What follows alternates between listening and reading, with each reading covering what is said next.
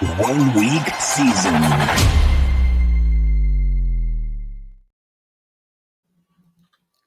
What's up, folks? It's Sandamir again with another best ball draft as we get closer and closer to the season.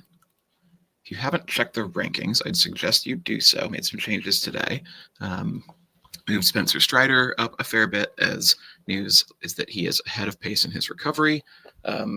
I'm concerned he's going to steam way up ADP, and it's like he's still coming back from a major elbow surgery, and even if he is, back and fully healthy, it might take some time before his command and control come back, as is often the case for pitchers returning from elbow surgery and missing an entire season. But exciting news that Strider is back and healthy and doing well.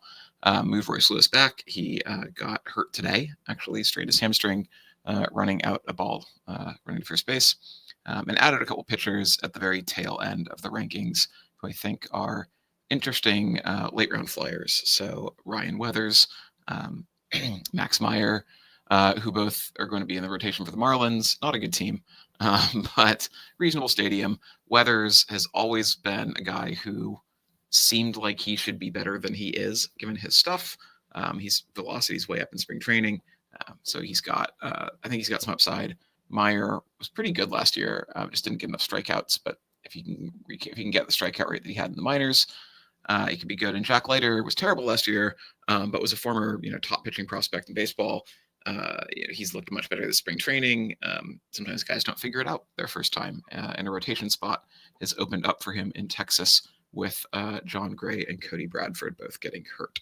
So some changes. Got about a couple weeks left until draft season, until opening day. This draft I started Juan Soto. Again, I don't mess with ADP early on too much, unless I'm just unless I find that I've gotten a really weird draft position and I'm just trying to even out exposures. I generally just kind of go with ADP for the first few picks. Juan Soto, obviously a stud. So generally speaking, I think I'm really happy to get the first 3 or 4 picks. I feel like those 3 outfielders and then Bobby Witt are kind of a tier above everyone else. So Ohtani, Judge, Soto, and then Witt are there's a gap there between them and then the next group of Kyle Tucker, Ellie De La Cruz, Carroll, Ramirez, et cetera, et cetera. So I'm always really happy to get a top 4 pick. And we'll see what's coming back around. So I've actually noticed Lindor has been slipping a little bit lately. I've actually gotten Lindor around pick 20 in a couple of drafts today, actually. So we'll see if he makes it. It's nice to start. The Mets are a hard team to stack. So it's nice if you can get Soto and Lindor together. Because if you look at Mets, you've got Soto, you've got Lindor, you've got Alonso, Nimmo, Vientos. And then past that, it's a bunch of nobodies, guys who don't have full-time jobs, or Jeff McNeil, who is not real good and actually is hurt now, I think. Yeah, tweaks oblique. I thought I remembered that. So hard to stack the Mets. Alonso's not going to make it back around. I don't want to pick him, early, but I could I'd consider taking him at pick 27. I don't like him because I'm just down on him a little bit normally compared to the industry. And so if I don't get him pick 27, he's probably not coming back again at pick 46. Nimmo might be there at pick 46, and that's what I could hope to stack for the Mets. But the Mets, sorry about that. The Mets start, the Soto start also can play nicely into a Brave stack. It can play nicely into a sort of a small Dodger stack. You could draft Freeman a little early if he makes it to pick 22, which he usually does. And then you can draft Teoscar just a little bit early at 27. It's you can do a bit of a Dodger stack. There's a lot of stuff you can do with the Soto start, even if you don't manage to stack Mets.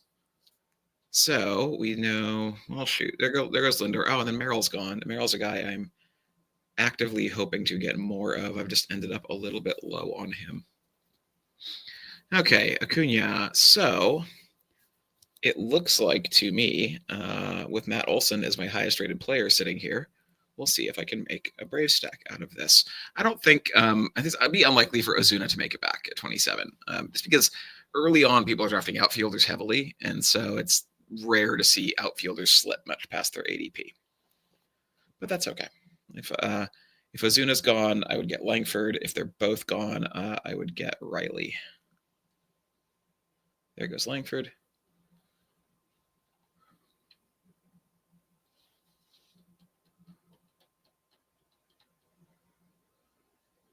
And so let's go look really quick. So let's see. Actually, he took Ozuna. So I'm fine getting Riley. So I'll note where the way the draft plays out from this spot, right? Like normally I talk about wanting to get outfielders early, which I generally do. But you don't have to invest in the first couple rounds necessarily. So like if we go back and look at my next picks, pick 46, pick 51 are my next expected picks. If we go sort by ADP, we see there's this tier of infielders, right? Up to like Kettle Marte. Then you've got kind of the next tier, which is a little bit lower, but like Corey Seager, who is awesome but always hurt. Manny, who's not getting younger, also fine. Jazz. And then you've got like O'Neill Cruz and Albies. Albies I'm higher on the market. O'Neill Cruz, like I'm lower on because he's a Pirate. And you see there's a bunch of outfielders here, right? There's a whole bunch of outfielders in this cluster. And so it's kind of okay to me to miss out on, getting multiple outfielders in the first 3 rounds, depending on where you are in the draft, because there's just a lot of outfielders available. And yeah, like, getting a guy like Michael Harris or Lawrence Butler or Riley Green, like those guys aren't as good as getting, second round outfielder like Merrill or Langford. But they're good, right? Like they're good enough to be considered a premium outfielder. And so I actually feel this year like there's these gaps where you run out of infielders. The picks coming up to 100 are kind of like that. If we sort by ADP, you get like the sort of 70 range when there's a bunch of infielders, and then it kind of dries up, and you get like between 80 and 100. You get like Vientos, Naylor. Vientos, I'm like, he's fine. Bichette, who I'm not high on. Matt Chapman, who I'm not high on, and Matt McLean, who I'm very high on. And then Tristan Casas, who's like, he's fine. So there's just not a lot of infielders in this group. And so I've found myself actually kind of trying to lean into a little bit more infield early, because I feel like in this cluster, there's more. There are a lot of outfielders, but there's ones I really like. So like I really like Stephen Kwan is very solid. Taylor Ward's fine. I really like Lane Thomas. I like Soler. I like Pico Armstrong. I like Heliot Ramos. So there's like some guys here who I am particularly high on. And so I'm kind of okay not having the standard, 3 outfielders, 1 infielder start. Sometimes it plays out that way, and that's cool. But I don't try to force it if it's not coming to me that way. And also, like when I first started playing MLB Best Ball, I very much embraced the you need to get outfielders early. Cool. Every single draft is starting 3 outfielders, or must have 3 outfielders in the first 5 picks, or 4 outfielders in the first 6 picks. And I feel like that's overly constraining. So I've tried to kind of expand my horizons a little bit.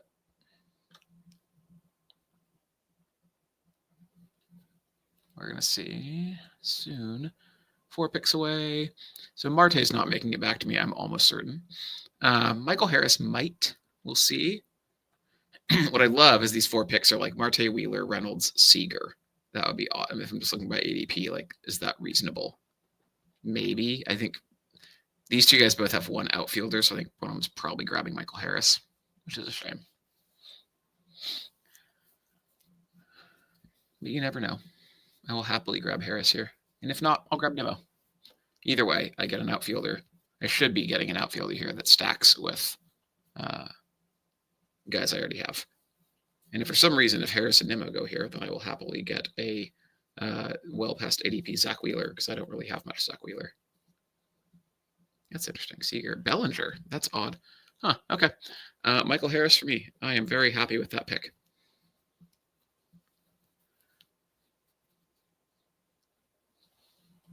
Seager, Wheeler's way past. Wow, this guy got Wheeler way past ADP, and he also got Scanes a little past ADP.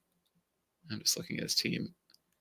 That's getting those 2 guys past ADP is nice, but I think it's tough to get 2 pitchers that early. I think it's really tough to find ceiling. So here I'm looking at Nimmo versus Albies. I have Albies ranked more highly. If I go sort by my rank, Albies is my top player. I have a lot of Aussie Albies because of where I have him ranked relative to ADP. So even though I absolutely love Aussie Albies, and I also already have 3 Braves, so I'm going to diversify. And it's hard to stack the Mets. I'm happy to get someone to pair with Soto, And so, getting a 4 Brave stack is not necessarily a bad thing. I have a lot of Albies and a lot of Braves in general. And if you're following my rankings, you probably find yourself with a lot of Braves, which, hopefully is okay, right? Hopefully they have a rebound from last year and do better. But I just decided to shy away from Albies because of just how much I have of him. In a vacuum, were I doing one draft, if I was only drafting one team, I would have probably taken Albies there. But when you have a bunch of teams, you've got to think about, a portfolio of lineups.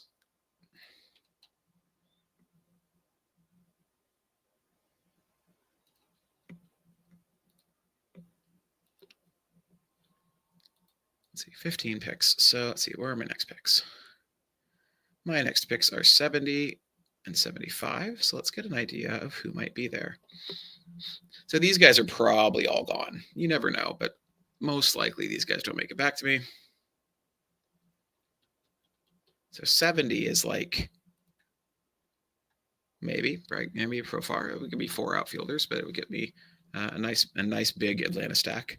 It's an awkward spot to be getting Vientos, who I'm a little he's fine. I don't know. He's not bad. I mean, he's certainly a good hitter. Had a good season last year. I'm always a little bit worried about sort of the sophomore slump thing. But I don't have a lot of Mets stacks. And so if maybe I might consider drafting him a little early. Other guys in consideration for me around pick 70, 75, Christian Walker, Jason Dominguez. These guys are also guys like this tier of infielder where I'm just kind of a little higher in the market on all of them. And so again, I like those guys a fair bit, but I'm a lot higher in the market, so I just have a bunch of them. So if it lets me get correlation, I don't mind passing up, continuing to add yet more exposure to guys who are already very, very overweight the field on.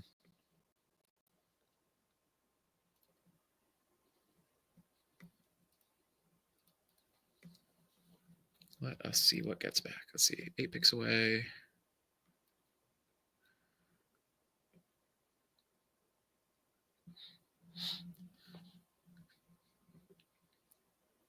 Just seeing what's likely to be here. I think this group is probably all gone.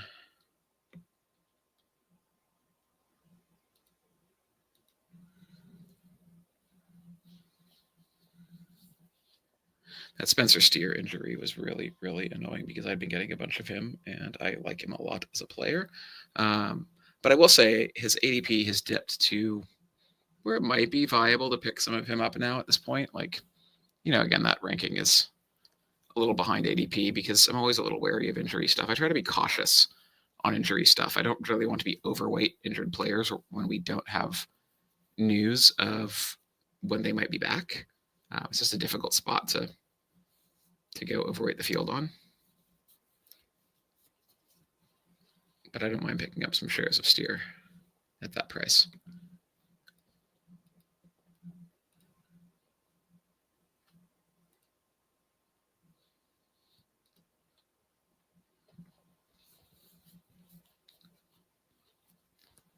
All right, let's see. Coming down to it, there goes Sale.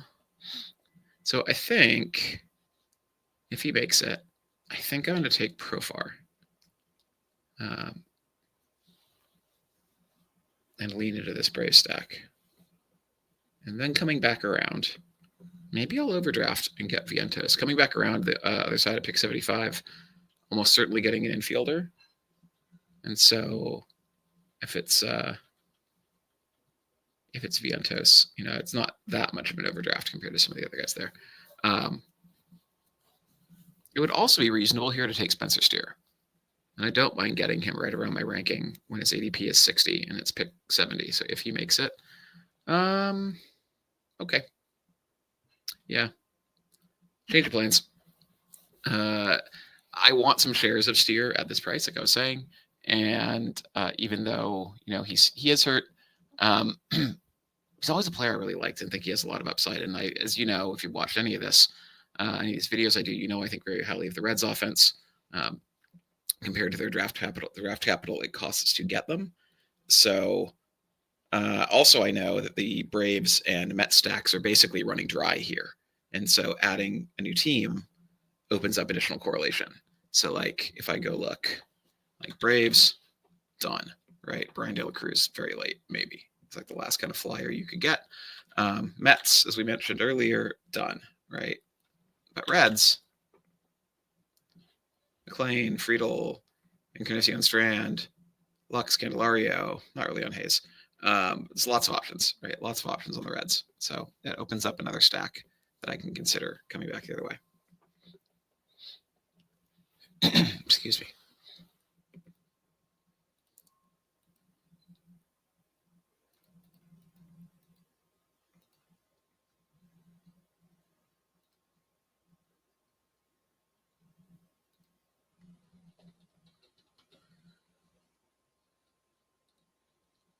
Team pick. Sorry, I'm seeing. Let's see. We have pick. Where are we?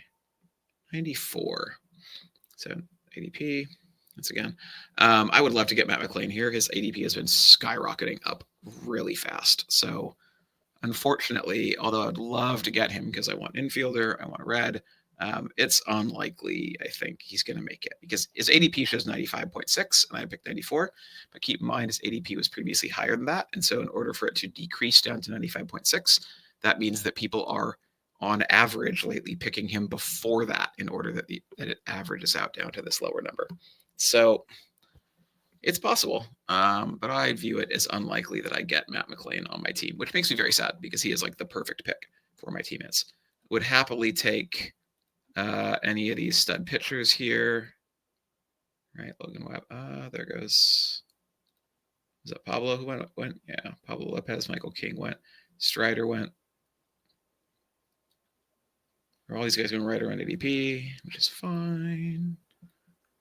So if I don't get McLean, Naylor is also probably not making it, but his ADP is 89. But I would like to get. I either have to get. Like, I'm not getting an outfielder here. As much as I like Lane Thomas, if he makes it to me, I'm not getting him because I've already got 4 outfielders, and you could only possibly use 4 outfielders in a given week. So I just don't really want to invest in Lane Thomas. I don't want to put a premium pick there. I need to get an infielder or a pitcher. Excuse me. So I'd be looking at, DeGrom is somebody who I don't have a lot of, and same with Sasaki. Sasaki looks really good.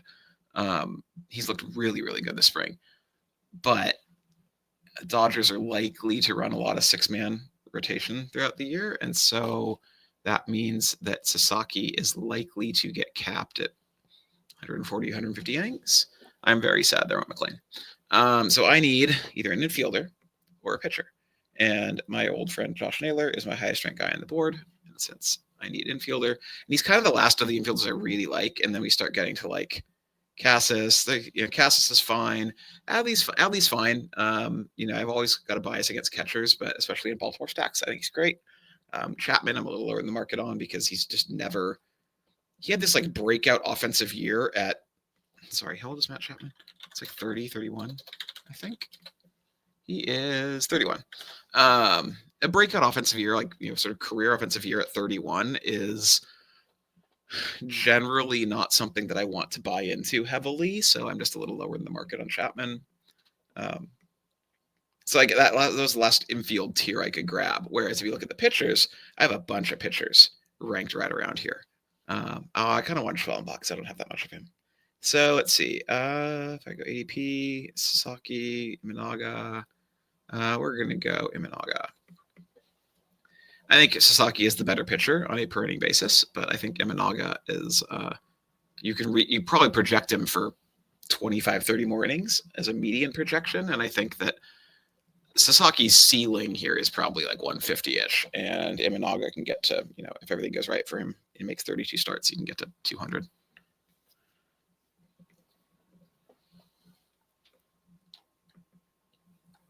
So far, so good. I would have loved to get McLean with that last pick, but alas, that's a bummer. But I still have Arizona and Cincinnati as stacks I can get into later in the draft. So like, Eugenio Suarez is going to be gone, but you can get like Gurriel, McCarthy, Perdomo. There's a couple options late for the Cardinals. We know there's a lot of options late for the Reds. So overall, I'm feeling pretty good about my hitting. Um, I've got 6 total stacked hitters, and I try to usually get to around roughly 9, 10 stacked hitters per roster out of my 13 hitters I usually draft. So I'm pretty happy with where I'm at so far with my stacking. Again, the perfect thing would have been Naylor being McLean, but we don't always get what we want. Imanaga being Schwellenbach would have been cool too. Otherwise, this draft is basically gone as I've hoped. So.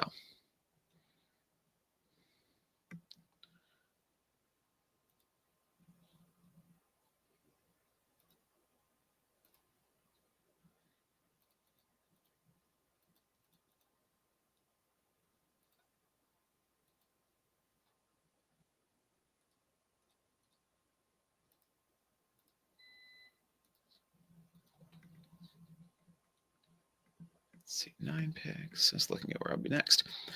So next I'm going to be pick 118 and 123. And if you look at my rankings, if you look at ADP there, we have guys that I really like in that range. So I mean, there's, Suarez is probably not making it back around. Adley is probably gone by that point. Goldschmidt I really like, but I don't have the Yankees. So if you look at my ranks, there's some guys I'm ahead of the market on where I like them a lot. Should I get them my next pick? That's the other question, though. I don't think I need Adley. I've got 4 good infielders already, and I don't have any Orioles. I don't think I need Goldschmidt because I have 4 good infielders. I don't have any Yankees. Matt Wallner, I love. If he can stay healthy, I think he's awesome. But I think that I don't have any twins, and twins are hard to stack anyway. I think he's a great pick for me if I get out of the first 8, 9 rounds with 3 outfielders. That I love getting Wallner, or if I ended up maybe not 3 outfielders, but if I get outfielders a little later, if I get 1 outfielder in the first 4 or 5 rounds, and then a couple outfielders in rounds 7, 8 or something like that. Then I think Wallner's an awesome addition. So what I need though, and you'll see as I have where my rankings are, I have a lot of pitchers that are ranked that I have ranked pretty highly here. It's like Bryce Miller, Sonny Gray, Tanner Bibby, Joe Ryan, Kodai Senga, Seth Lugo. I thought I Flaherty up a little more. That was Flaherty. There's a lot of pitchers I have ranked highly here. And so this is a spot where I find myself very often drafting pitching. Let's see. Who's least likely to be there? Pick 123. Well, Kirby. Looks like Miller is the next ADP by ADP, so I will get him. Yeah, I think I've mentioned before my love for Seattle pitchers because they have 13 starts in the week of the finals instead of 14. Instead of 12 that most teams have. Most teams playing 12 games, and then the Cleveland starters they have 14 games in the final 2-week period of the season. And they have, they only have 2 starters I draft, which is Bibby and Gavin Williams. But I'm trying very hard to be overweight the field on both of them. So far, successfully.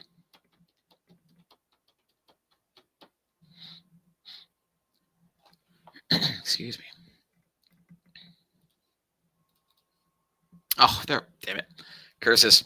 I was really hoping to get Bibby there. All right. Well, Sonny Gray, it shall be. Okay, my roster is starting to look a little more balanced. I would have loved to get Bibby, but I am totally happy drafting Gray there.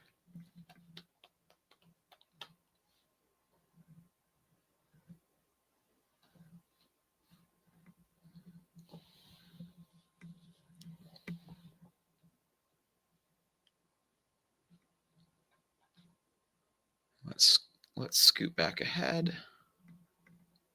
Pick 147. Wait, I missed myself. 142 and 147. There we go. Let's go back again by ADP and look at who's likely to be there. This is where you start to see ADP disconnect a little bit. People are going to start to draft more who they like as opposed to just following ADP. Gurriel would stack with Naylor. that would be a correlation pick I could make. There's no reds that correlate that I want to get quite yet. I mean, I could, maybe, I don't know. Friedel is in that weird spot where he's picked ADP 169. If I go ahead, my next pick is pick 166. He's probably going to be there, or at least pretty decent odds. So I can wait on Friedel. I'll throw him in my queue so I don't forget about him. He's going to be up at the front of my queue, not that I'm likely to forget about him. Let's see. Sorry, where was my next one? There we go, 142. So 142, like Jack Flaherty, Justin Steele, Kodai Senga, some more pitching is an option for me here. Seth Lugo if he slips a little bit. This is also where I'd probably draft Matt Wallner if he slips, if he falls a little past ADP and gets down there, where I'd be comfortable taking my fifth outfielder. But I don't need him because I think I've got Gurriel, Friedel as potential outfielders that also correlate with what I have. So if I get him, cool. If not, no worries. Otherwise, there's no one down here I'm especially excited for that fits this team. Jared Jones would be another possible starter. So a lot of starting pitching.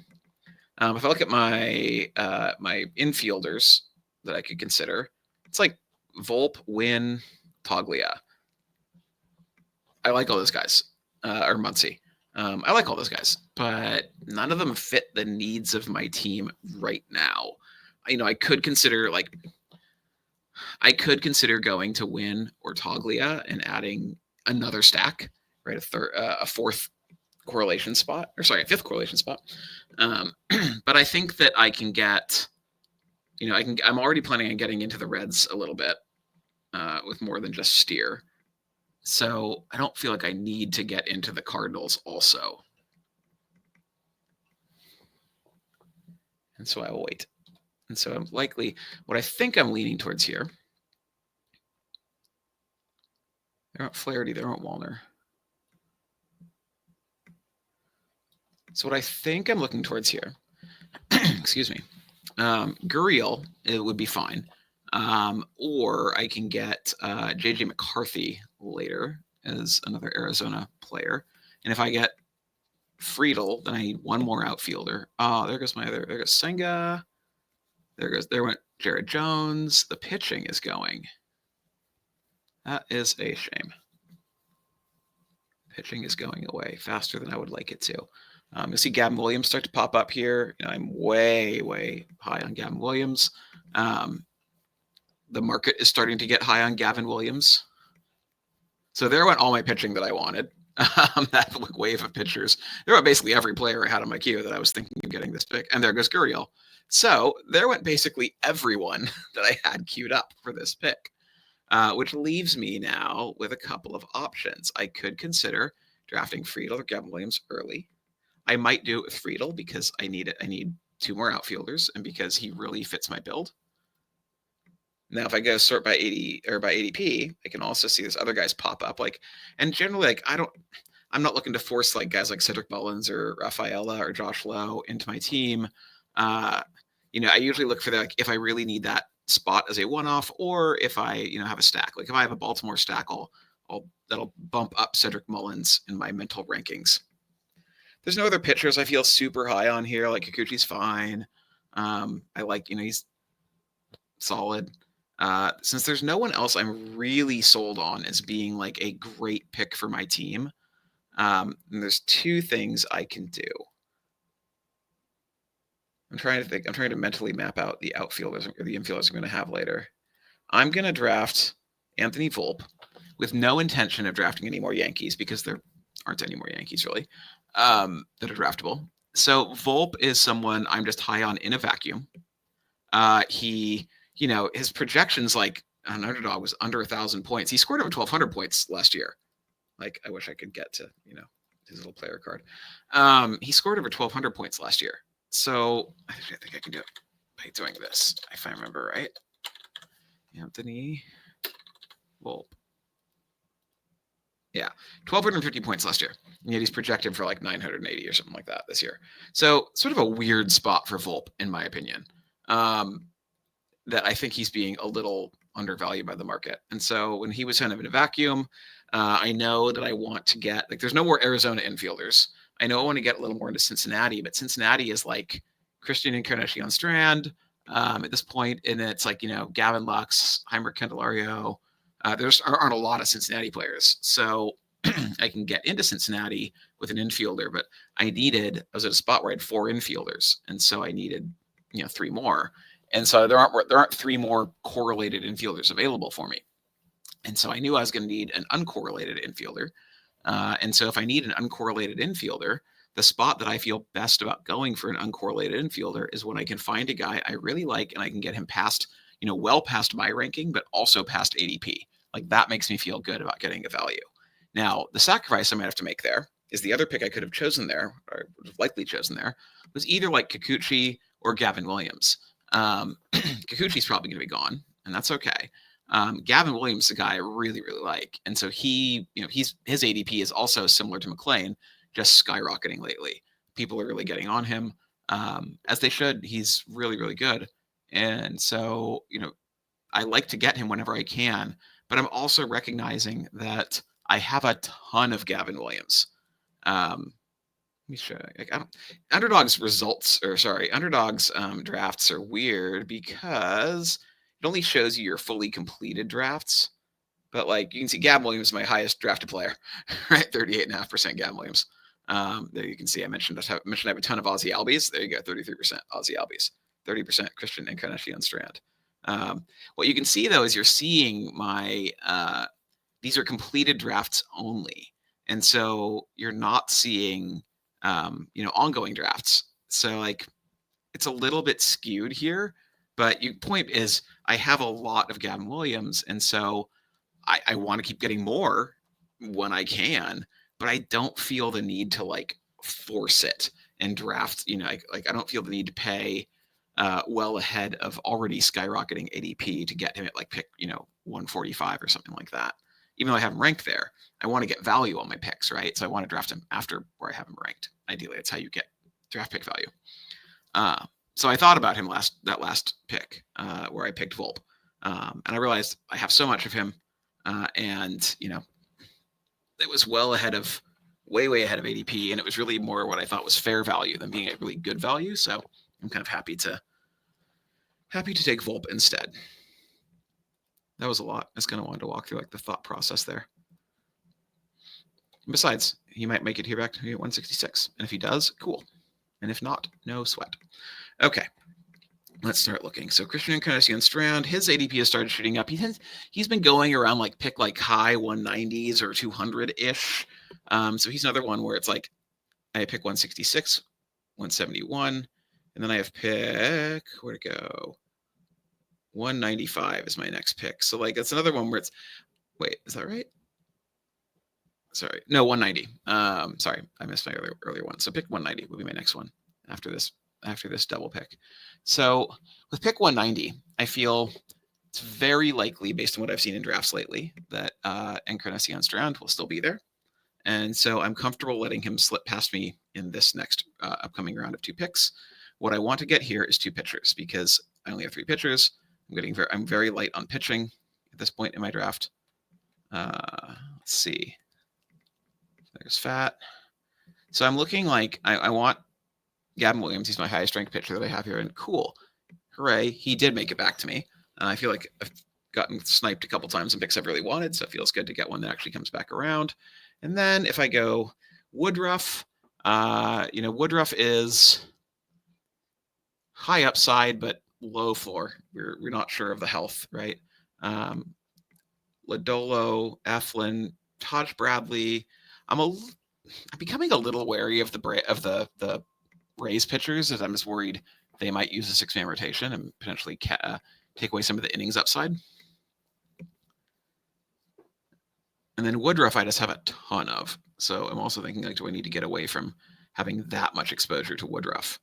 Which I don't know. You know what I don't have a lot of is Mitch Keller or Zach Eflin. I don't have a lot of these guys. Maybe I should get some. Let's get a Mitch Keller share.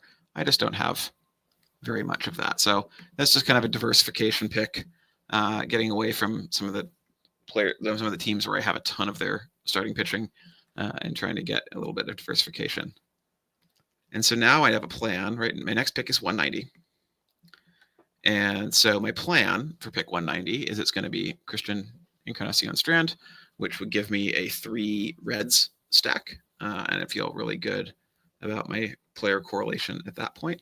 Because again, remember, if you have a single player who's not correlated and then you pick a correlation for him, you actually add 2. If you're counting the number of correlated hitters in your lineup, you get +2 because you had the guy who was originally in your lineup without a friend and his friend. So I'm now, I mentioned I had 6, but I'm now at 8. I have Naylor and Volpe as the only 2 uncorrelated hitters in the lineup. So I'm now at 8. So Encarnacion Strand gets me to 9. And that's normally the level I feel pretty good at. It's like the minimum I want is 9 correlated hitters per roster. And so I'd feel good about that. I now have 5 pitchers. I feel good. I pretty much like them all. Mitch Keller's like fine, but I like the other guys.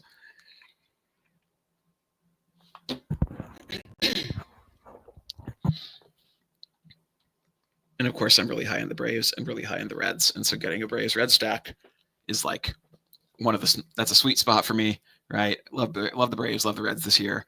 And the Mets are a team that it's hard to stack them. And so I'm happy to get some exposure there to a Mets stack. I feel like I have a lot of Juan Soto teams where Soto is solo and no other Mets, or there's one other Met. It's hard to really get into them without paying a lot of premium on ADP. But I got, Nimmo right about ADP. I got Vientos a tiny bit ahead. So I feel good with how that played out.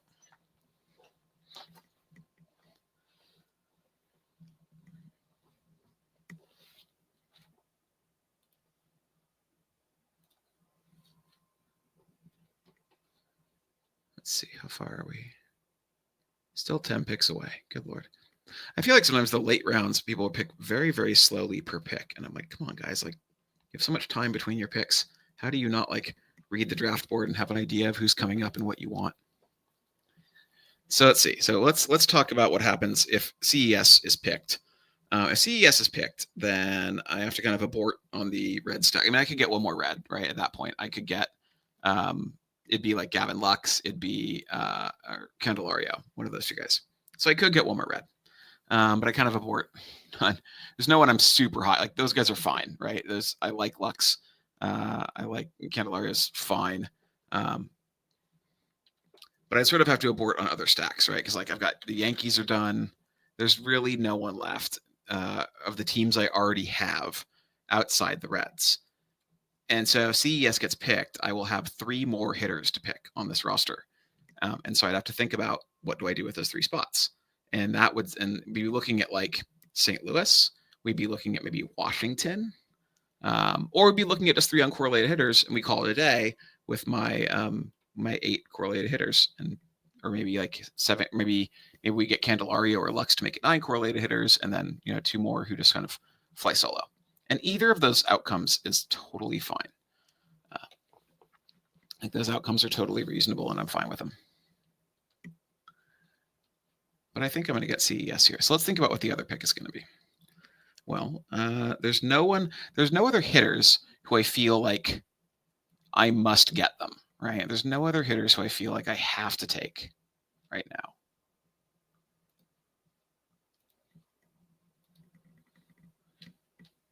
Lodolo was going to be an interesting, impossible pick for me there. Anyway, so if there's no other hitters, then I'm probably getting a pitcher. The other hitter I would consider here is Wilyer Abreu. Let's get CES. So Wilyer Abreu has fallen way down draft boards, even though he had a good last season, right? 912 points. He had a solid. He was a good hitter on a mostly terrible offense last season. He's not expected to be ready for the season opener, but he has gotten some good news recently. He's been. Where is he? Let's see. Hang on a second.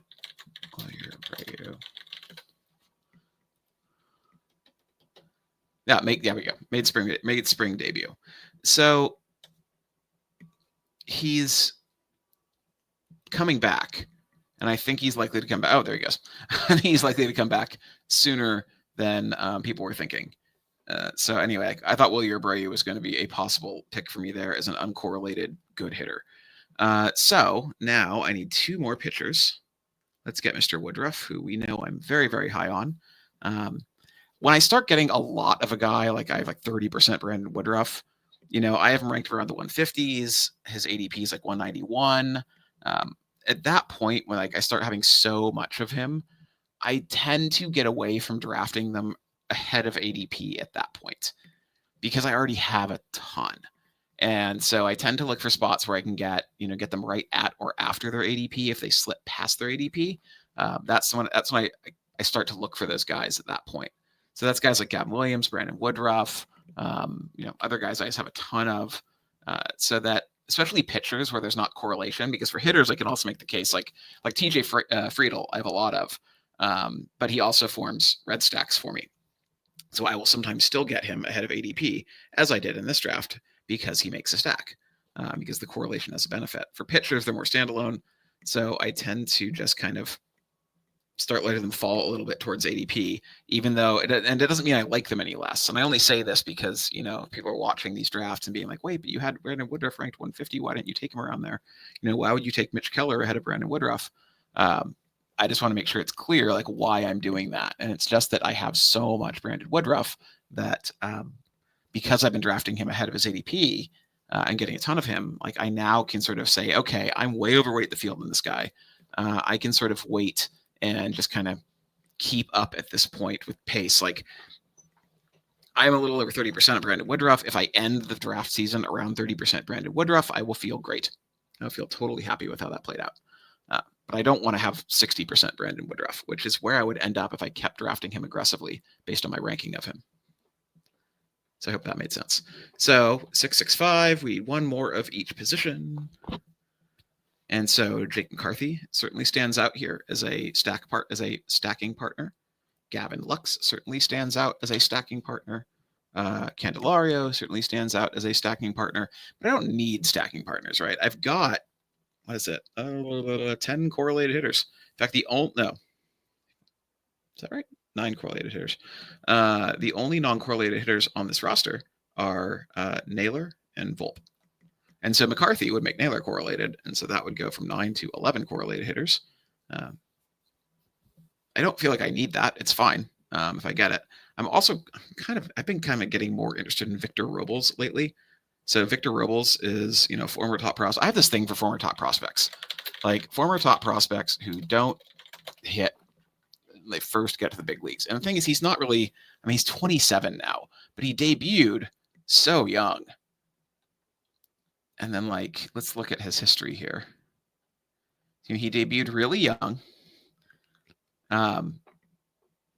Played the full season in 2019.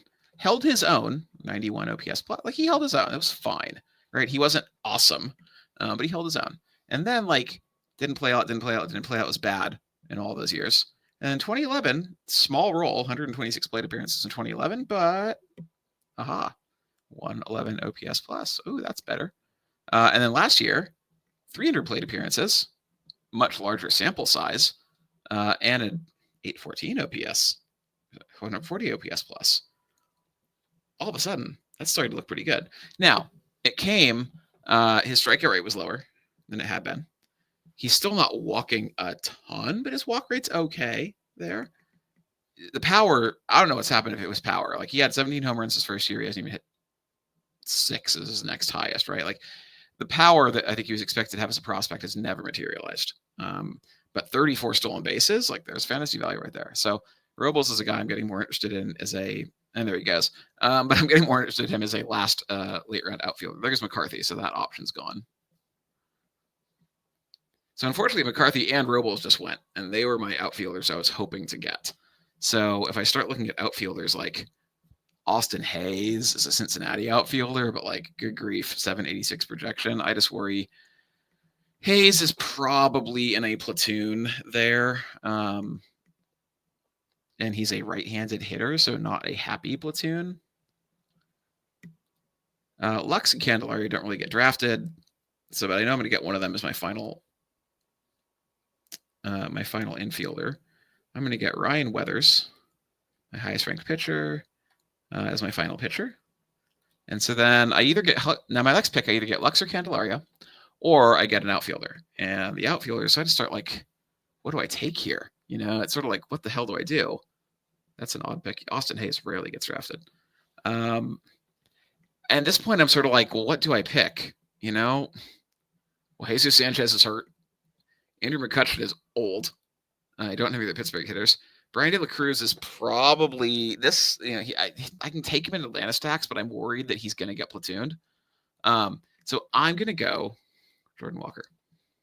And to explain this pick, let's go look at Jordan Walker's stats real quick. So Jordan Walker came onto the scene in 2023. He was a highly touted prospect. In fact, let's see, Jordan Walker Fangraphs. Walker was a highly touted prospect. Let's see if they have his rank. I don't know if I can get his old ranking here. But he was a top prospect for a long time. There we go. Overall rank 11. So he graduated in 2023 from Fangraphs prospect rankings. Overall rank, he was the 11th ranked prospect in baseball. He was supposed to be, you know, their graduation TLDR thing was his rookie season on the 12-game hit streak before he started struggling. He's still likely a 40-homer threat down the line. This dude has power. The Cardinals have every incentive to give him every chance to figure it out. Last year, he spent alternately hurt and not good. So like 2023, right? 465 plate appearances, 113 OPS plus, 787 OPS. Like he was good. He was really good. Then what is happening? Go away. I don't know what that is. Go away. Then 2024, you know, he was hurt. He was ineffective. Blah. Right. But I've always got a thing for top prospects who just take a little bit of time to figure it out, because guess what? Baseball's hard. And it's not always the case that people have completely linear development and progression, right? Like Walker was much better at AAA last year. His walk rate was down, but his strikeout rate was way down. Was much more about, he's kind of a league average hitter. But getting a league average hitter with your last pick is actually pretty good if he plays full time. So I'm totally, if that's what it comes down to, he's a league average hitter. Like I'm fine with that. Okay, underdog, what are you doing? There we go. And then my last pick is going to come down to Lux or Candelario. So Lux, I'm a little nervous that here's the thing. I think he said, like, Terry Francona said something to the effect of that Lux might get platooned at third base. But Lux also was playing second base. He's played outfielder. Candelario is probably going to play first base or to start the season with what I can see is Lux at third, Candelario at first, and then CES at DH. So a steer hurt opens up more opportunity for Lux. And the hope with Lux is that he's going to be a good enough hitter. Like at the end of the day, when you have a pick like Lux and it's sort of a later round guy, you're hoping for him to kind of break out, whatever. Either he doesn't hit well and it doesn't matter if he's in a platoon or not because he's not working out anyway, or he hits well and he forces himself into more playing time. So that's my hope, that Gavin Lux hits well enough to force himself into more playing time. Remember, he had a really hot second half last year after kind of a slower first half. He had big platoon splits, but he didn't in the minor leagues. And he was always viewed as a really good pure hitter as a prospect. So I'm hoping that he can come back around out of that, platoon split and start to learn how to hit lefties. I do want some Candelario. Candelario, let's remember, like with the Tigers, he was a good hitter. Last year he sort of fell off. But the whole Reds team fell off, and so I don't know. Lux is the guy I'm more excited about because I think his ceiling is higher. But I want Candelario as well because I like that team, that spot for the Reds as a whole. So I want to get both. I don't even know. Like I know right now I have more Lux than Candelario. I could not tell you by how much. So I don't know.